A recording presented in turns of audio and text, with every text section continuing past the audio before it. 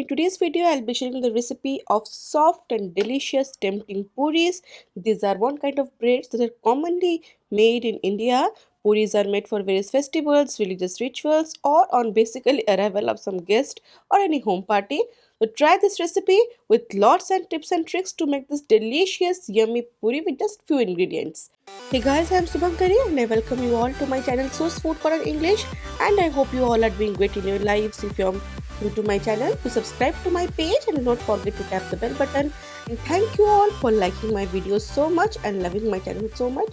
So let's begin with this recipe. For making this puris or this breads, we just need basic whole wheat flour. This is around 300 grams. From this much amount, I'll be making around 20 puris. So this I'll add salt half teaspoon, and here I'll add 1 tablespoon of oil, normal cooking oil, basically refined oil I'll add. And now I need to mix this dough very nicely with this salt and this oil. So I'll use my hands and it will take just few seconds, 30 to 40 seconds. Nicely I'll crumble this. We have just added 1 tablespoon of oil. It will be quite quick process. And then water I'll add little by little. I'll actually tell you how much water I've used for 2 cups, that is for 300 grams of flour. So basically what I'll do, I need a stiff dough, but that needs to be nicely kneaded. So first I'll mix all the dry ingredients with water little by little, and once all the flour is nicely absorbed by water, I'll just show you what I was talking about. So what I'm doing is I'm using my fingers and nicely I'm mixing it without applying pressure initially. This is the result. All the flour is nicely crumbled here at this stage, and now I'll add 2 to 3 tablespoons of water and start kneading it. This will actually reduce our effort by more than 50% and time also. And now as we have added little bit amount of water, and now the dough is perfectly done. Initially we had mixed the ingredients, and once the ingredients were mixed, I had kneaded it, and it took me around 5 to 6 minutes. And now I'll not knead it perfectly. Once it is nicely binded, I'll cover it and keep it for around 15 to 20 minutes. And after 15 to 20 minutes, this is the result. Now after 15-20 minutes, I'll just knead it once more, and this will level up my dough completely, will reduce my effort. And now you can see initially the dough was not finished, and now it looks perfectly finished.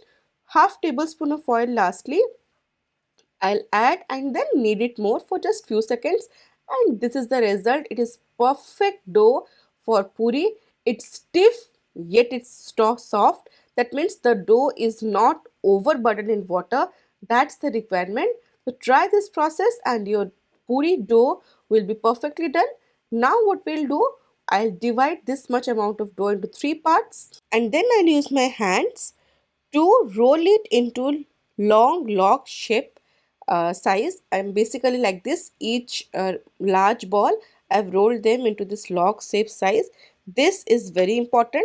Actually this organizes our work. Now again I'll pinch small dough balls from the log that we had made, and now I'll take one small pinch of ball and now press it between my palms to make a round flattened dough ball, basically like this. This will reduce our effort, and this is all I have prepared.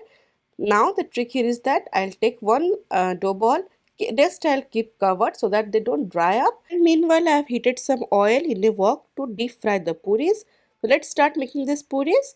Now I have sprinkled some flour, and we'll roll out into thin puris. While rolling out the puris, make sure you roll out from the edges and not the center. These small tips and tricks work wonders. Make sure you roll out the puri evenly also, especially on sides. It should not be thin in the center and thick on the edges. It should be evenly done. So once this puri is done, we'll deep fry this.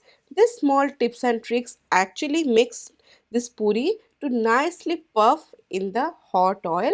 So this is how the puri is looking. I have nicely rolled out the edges, and it should be this thin, neither too thick not too thin. This is how one puri is done here. The same way I'll prepare 3 to 4 batches of puri. I mean 3 to 4 puri, and I'll fry them in batches.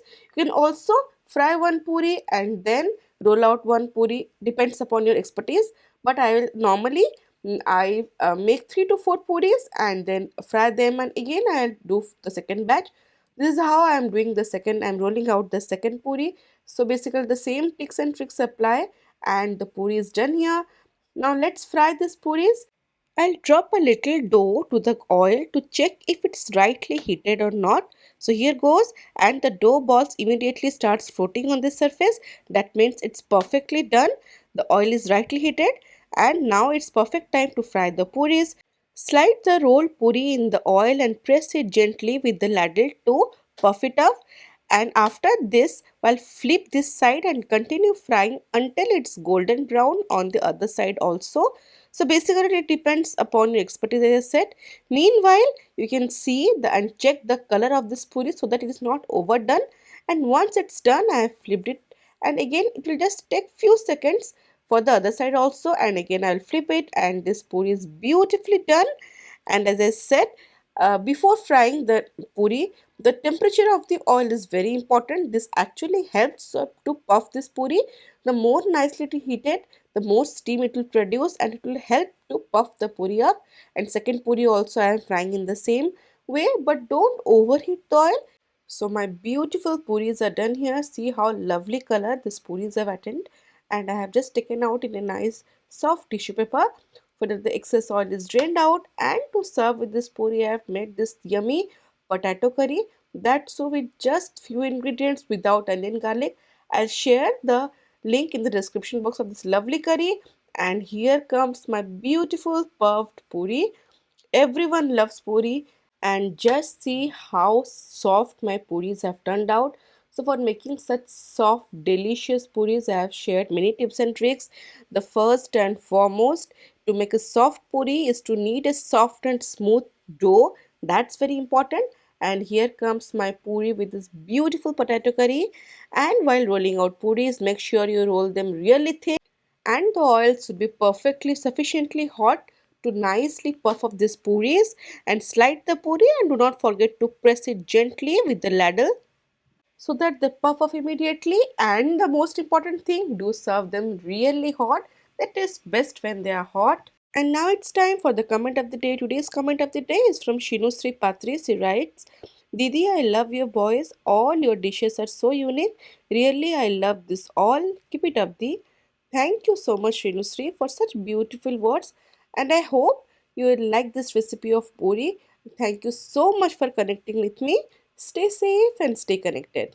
And for today's video, that's lovely, delicious, soft puris. Do try this recipe with all the tips and tricks, and will your puris will turn out every time softer. You can also follow Sue's Food Corner English on Instagram and Facebook. And if you have liked today's video, do give it a thumbs up, share with your family and friends, and do not forget to subscribe to my page. See you in next video. Till then, stay safe, love life, and happy fooding.